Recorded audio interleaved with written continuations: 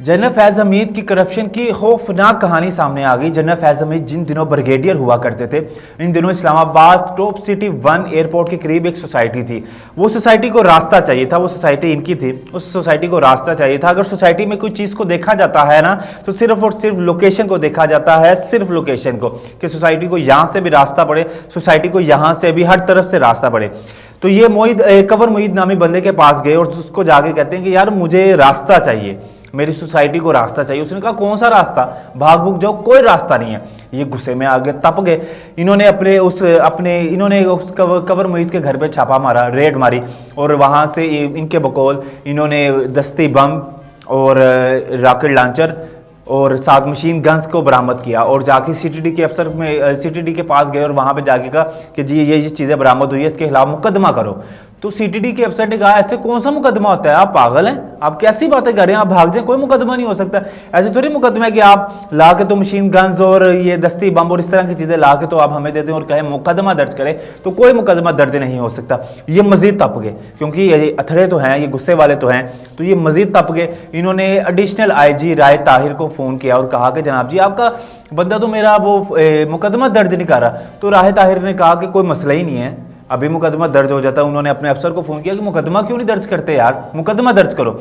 इस तरह से मुकदमा दर्ज हुआ, रास्ता मिल गया, मौजें लग गई, काम शुरू हो गया सोसाइटी का। सोसाइटी की वो क्या कहते हैं, उसकी सोसाइटी की एक वैल्यू बढ़ गई, सोसाइटी का एक मयार बढ़ गया कि जनाब जिसको तो हर तरह से रास्ते लगते हैं, इसकी तो लोकेशन ही बड़ी आउट क्लास है।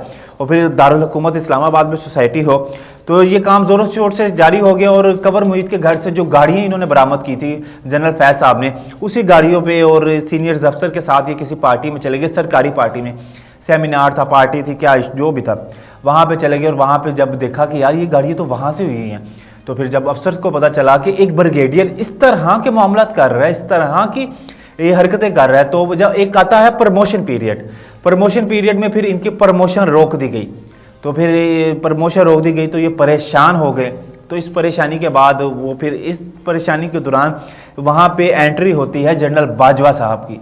जनरल बाजवा साहब ने फिर आके इनको प्रमोशन करवाई। जनरल बाजवा साहब ने इनको ब्रिगेडियर से मेजर जनरल बनवाया और फिर DG बनवाया, जो भी इनके मामला थे, जिस ओहदे पे भी बने।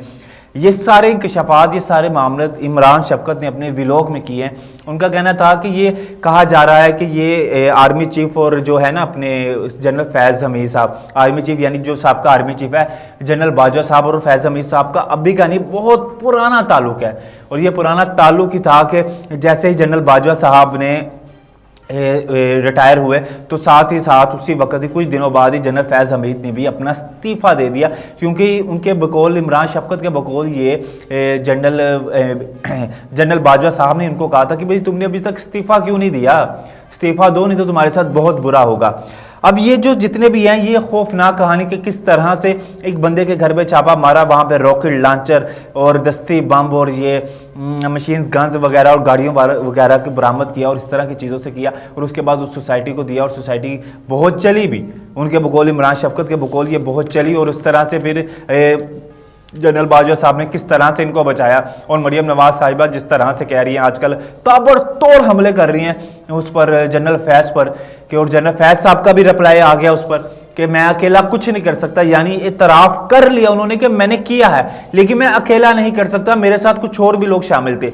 अब वो ये लोग कौन शामिल थे और ये सोसाइटी का क्या आगे जाके इसका कटा जटा खुलता है और इसका क्या अब इसके आगे ताने बाने जोड़े जाते हैं, क्या इसका अब अदालत में केस होगा इस सोसाइटी के हवाले से। ये कंवर मोईद नामी बंदा है, ये भी मैदान में हो सकता है इन फ्यूचर आ जाए, क्योंकि जब अब ये पावर में नहीं रहे, फैज़ हमीद साहब वगैरह ये इतने पावर में नहीं रहे, जब सीट पर होते हैं तो तब कुछ और बात होती है। तो हो सकता है ये इस तरह के मामला सामने आके मज़ीद आ जाए, क्योंकि जिस तरह से अब गलत बढ़ गई है ना, अब डू और डाई वाला हिसाब है, लड़ो या मरो, क्योंकि अब कुछ भी नहीं बचा इधर से। जिस तरह से इमरान साहब ने उस पर, जनरल बाजवा साहब पर ताबड़तोड़ हमले किए, तो इस तरह इधर से मरियम नवाज साहिबा और उनकी पार्टी जनरल फैज़ पर भी ताबड़तोड़ हमले कर रही है। मरियम नवाज ने तो यहाँ तक कह दिया कि जनरल फैज़ का कोर्ट मार्शल भी होना चाहिए। अब ये कोर्ट मार्शल कैसे होता है, कब होता है और किस तरह से होता है, ये तो वक्त बताएगा। इंशाल्लाह आपसे बहुत जल्द मुलाकात होगी। अल्लाह निगहबान।